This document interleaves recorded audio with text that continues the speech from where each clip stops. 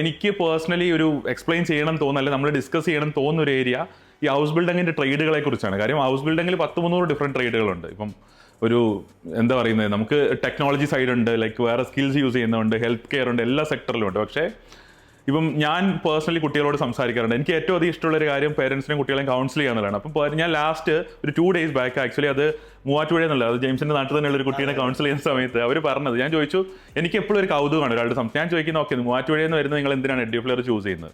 അവർ ഇവിടെ പ്രോസസ് ചെയ്യാൻ പോവാണ്, ഫയൽ ഇവിടെ ഇനീഷ്യേറ്റ് ചെയ്തു.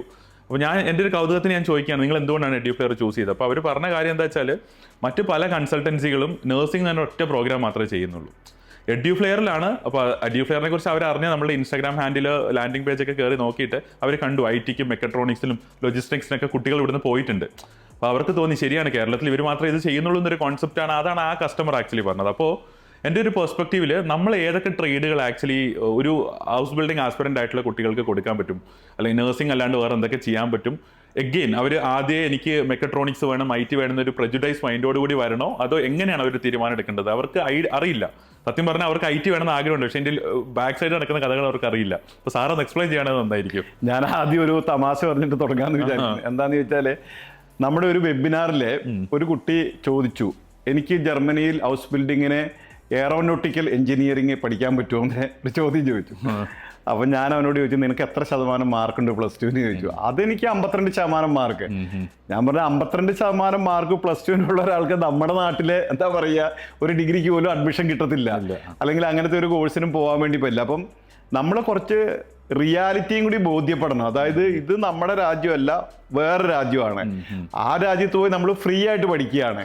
ഫ്രീ ആയിട്ട് പഠിക്കുന്നു എന്നുള്ളതല്ല, നമുക്ക് 1.5 ലക്ഷം രൂപ ഇങ്ങോട്ട് സ്റ്റൈപ്പൻഡ് കിട്ടുന്നുണ്ട്. കൂടാതെ അഡീഷണൽ ആയിട്ട് നമുക്ക് പാർട്ട് ടൈം വർക്ക് ചെയ്യാനുള്ള ഓപ്പർച്യൂണിറ്റി ഉണ്ട്.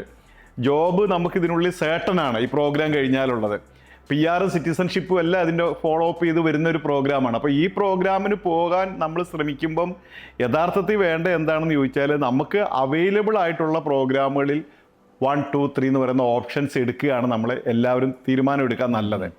ഇപ്പം 300-320 ട്രേഡുകളിൽ ഹൗസ് ബിൽഡിംഗ് പ്രോഗ്രാം ജർമ്മനിയിൽ ഉണ്ടെന്ന് പറഞ്ഞാൽ നമുക്ക് എല്ലാ പ്രോഗ്രാമുകളും നമുക്ക് അവൈലബിൾ അല്ല.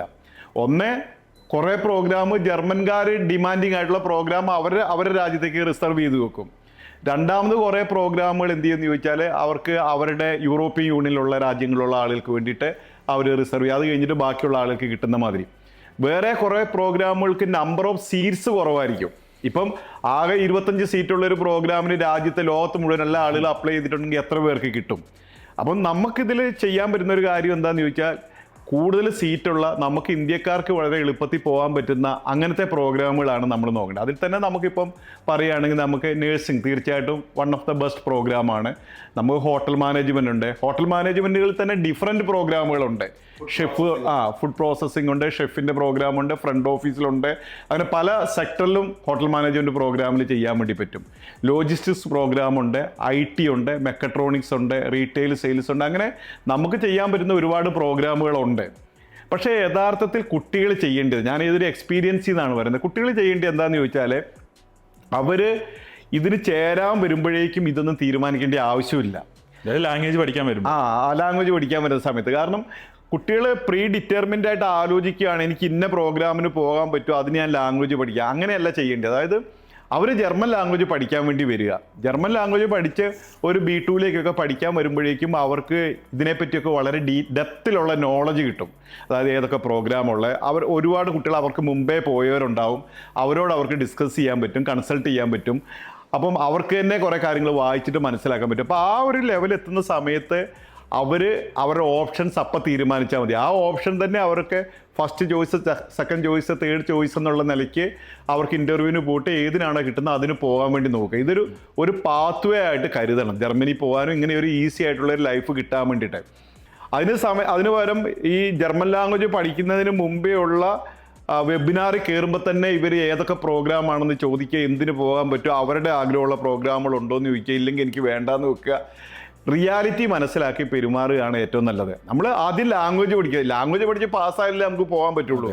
ലാംഗ്വേജ് പഠിച്ച ഒരു സേർട്ടൺ ലെവലിലെത്തി നമ്മൾ കോൺഫിഡൻസ് ആകുമ്പം നമ്മൾ പ്രോഗ്രാമിനെ പറ്റി അന്വേഷിക്കുകയും എനിക്ക് ബെസ്റ്റായിട്ട് ഏത് പ്രോഗ്രാമിന് അവൈലബിൾ ഉള്ളത് പോകാൻ പറ്റും എന്നുള്ളത് ആലോചിക്കുക. ഇപ്പം നമ്മൾ കോളേജിലൊക്കെ ഇൻ്റർവ്യൂവിന് ആപ്ലിക്കേഷൻ കൊടുക്കുമ്പം നമ്മൾ കോളേജുകൾ ഓപ്ഷൻസ് ഉണ്ട്, നമ്മൾ എന്താ പറയുക സബ്ജക്റ്റുകൾ കോഴ്സുകൾ ഓപ്ഷൻ ഉണ്ട്. ഇപ്പോൾ BSc ഫിസിക്സ് ഫസ്റ്റ് വെക്കാം, കെമിസ്ട്രി വെക്കാം, മാത്സ് വെക്കാം, അതല്ലേ സാർ ഉദ്ദേശിച്ചത്? അതെ അതെ അതെ. നമുക്കിപ്പോൾ മാർക്ക് കുറവാണ്, ചിലപ്പോൾ കെമിസ്ട്രി ആയിരിക്കും കിട്ടുന്നത്, അപ്പോൾ നമുക്ക് കെമിസ്ട്രി എടുക്കണം. ഏറ്റവും മാർക്ക് കൂടുതലുള്ള ആൾക്കാർക്കും ചിലപ്പോൾ ഫിസിക്സ് കിട്ടുന്നത്. അപ്പോൾ ഈ റിയാലിറ്റി അനുസരിച്ച് കുട്ടികൾ പെരുമാറിയാൽ ഇതിനൊന്നും ഒരു കൺഫ്യൂഷൻ ഇല്ല എന്നാണ് എനിക്ക് തോന്നുന്നത്. സാർ അത് പറഞ്ഞപ്പോഴാണ് എനിക്കൊരു കാര്യം ഇതിനകത്തേക്ക് ആഡ് ചെയ്യാൻ തോന്നുന്നത്. എന്ന് വെച്ചിട്ടുണ്ടെങ്കിൽ ഇപ്പോൾ ഫുൾ മൊഡ്യൂളൊക്കെ ഉള്ളൊരു കുട്ടിയാണെങ്കിൽ നമ്മൾ ഫയൽ അയച്ച് കഴിയുമ്പോഴത്തേനും അവരൊറ്റ കാര്യം നോക്കുള്ളൂ, ഇവർക്ക് ലാംഗ്വേജ് എത്രത്തോളം ഉണ്ടെന്നേ നോക്കുള്ളൂ, അതായത് ജർമ്മൻ ലാംഗ്വേജിന്റെ പ്രൊഫിഷ്യൻസി നോക്കുള്ളൂ. ആ സമയം നമ്മൾ പാർഷ്യൽ മൊഡ്യൂൾസ് ഒക്കെ അയച്ച് കഴിയുമ്പോൾ എനിക്ക് ഒരിക്കലും എംപ്ലോയറുടെ അടുത്ത് പറയാൻ പറ്റില്ല ഈ കുട്ടികൾക്ക് ഇൻ്റർവ്യൂ കൊടുക്കാൻ.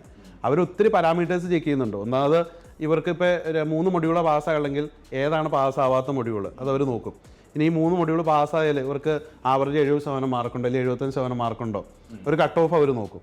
പിന്നെ അതുപോലെ തന്നെ എന്നാണ് ഇവർ ലാംഗ്വേജ് അവസാനത്തെ എക്സാം പാസ്സായത്, നമ്മളുടെ ഗ്യാപ്പ് എത്രത്തോളം ഉണ്ട്, ആ സർട്ടിഫിക്കറ്റിൽ ഇത് കാണാൻ ഡേറ്റ് മെൻഷൻഡ് ആണ്. അതുപോലെ തന്നെ ഇവരുടെ +2 എത്ര മാർക്ക് ഉണ്ട്. അത് ഞാൻ ചോദിക്കുന്നത് +2 മാർക്ക് ഒരു ഫാക്ടറാണ്. +2 നല്ല മാർക്കുള്ളവർക്ക് എല്ലായിടത്തും മെറിറ്റ് അല്ലേ നോക്കുന്നത്. അപ്പം കുറേ 2ഉം 3ഉം മൊഡ്യൂൾസ് ഉള്ളിടത്തു നിന്ന് അവർക്ക് ഇപ്പം ഞാൻ പറയട്ടെ ഇപ്പം ആകെ ഒരു 10 വേക്കൻസി ഉള്ളൂ, 1000 ആപ്ലിക്കേഷൻ വന്ന് ഈ 1000 പേർക്ക് അവർക്ക് ഇന്റർവ്യൂ കൊടുക്കാം. ഞാൻ ഒരു ക്ലാരിറ്റി വെച്ചാൽ ഫുൾ മൊഡ്യൂൾ ഉണ്ടെങ്കിൽ ഇതെന്താ നമ്മൾ മനസ്സിലാക്കുന്നത്. ഇപ്പം നമ്മുടെ രാജ്യത്തേക്ക് വിദേശ രാജ്യത്തുനിന്ന് ആളുകളെ നമ്മൾ സെലക്ട് ചെയ്യാൻ വേണ്ടി തീരുമാനിച്ചത് നമ്മൾ എന്തൊക്കെ ക്രൈറ്റീരിയ വെക്കുക, നമ്മൾ ഏറ്റവും ക്വാളിറ്റി ഉള്ള ആളുകളെ കിട്ടണം അല്ലേ നമ്മൾ ചിന്തിക്കുക. അപ്പം നമ്മൾ +2ന്റെ മാർക്ക് നോക്കും, ഈ ലാംഗ്വേജിന്റെ പ്രൊഫഷൻസി എത്രമാത്രം ഉണ്ടെന്ന് നോക്കും, ഇവരുടെ കമ്മ്യൂണിക്കേഷൻ സ്കില്ല് നോക്കും, കോൺഫിഡൻസ് നോക്കും, ആറ്റിറ്റ്യൂഡ് നോക്കും. ആറ്റിറ്റ്യൂഡ് വളരെ പ്രധാനപ്പെട്ട ഒരു കാര്യമാണ്. കാരണം അവിടെ ചെന്നിട്ട് ആ രാജ്യത്തിന് ഇവനൊരു ബാധ്യതയായി തീരുമെന്നുള്ള കാര്യമാണ് പ്രധാനമായിട്ടും ചെക്ക് ചെയ്യുന്നത്. ആക്ച്വലി ശരിയാണ്. അപ്പോൾ ഈ കാര്യങ്ങളൊക്കെ നോക്കിയിട്ട് അവർ തന്നെ ലിസ്റ്റ് തരുന്നത് ഓക്കെ ഈ സെറ്റ് ഓഫ് കുട്ടികൾക്ക് നമ്മൾ ഒരു അവരുടെ സൈഡിൽ നിന്ന് നമ്മൾ ഒരു ഇന്റർവ്യൂ തരുന്നതിന് മുമ്പ് തന്നെ അവർ ഇതിന്റെ ഡീറ്റെയിൽസ് ഒക്കെ ചെക്ക് ചെയ്യും. അത് തീർച്ചയായും ഇത് ഞാൻ പറഞ്ഞില്ല, ഇതൊരു ഷീറ്റിൽ അവർ ഏജ് ഒരു ഫാക്ടറാണ്.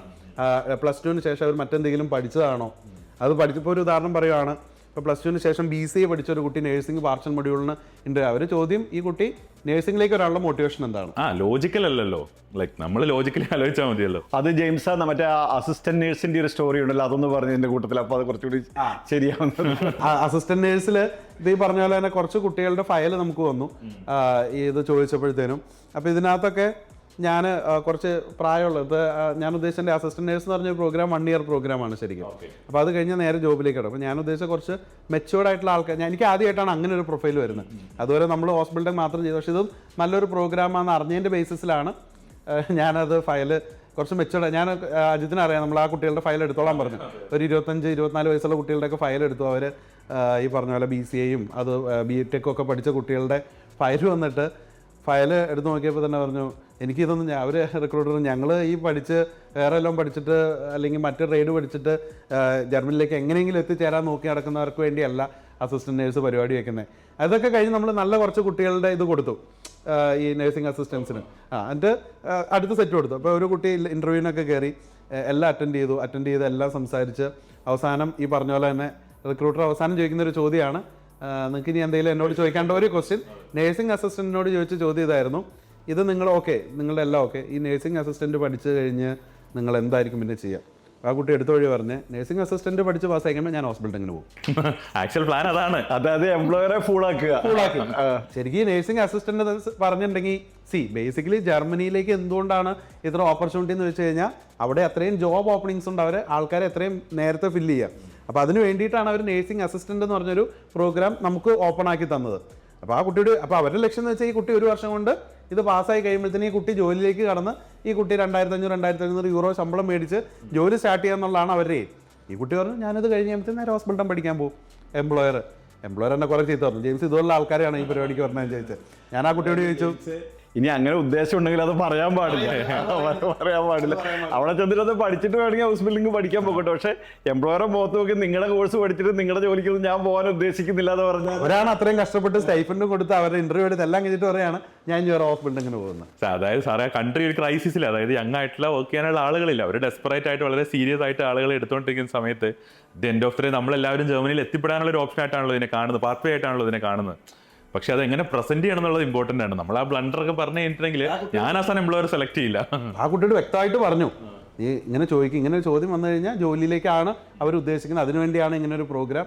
ആ കുട്ടിക്ക് എന്ന് പറഞ്ഞാൽ B1 ഫോർമുല B2 പോലും ഇല്ല, B1 മാത്രം. B1 വെച്ചാണ് ഞാൻ ആ കുട്ടീനെ വിട്ടത്. ആ കുട്ടിയുടെ സത്യം പറഞ്ഞു കഴിഞ്ഞാൽ വേറെ ഡയറക്റ്റ് ഹൗസ് ബിൽഡിങ്ങിന് കൊടുത്ത് പല സ്ഥലത്തും റിജക്റ്റ് ആയ കുട്ടി. അങ്ങനെ വന്നപ്പോഴാണ് ആ കുട്ടിക്ക് ഞാൻ ഇങ്ങനെ ഒരു ഓപ്പർച്യൂണിറ്റി കൊടുത്തത്.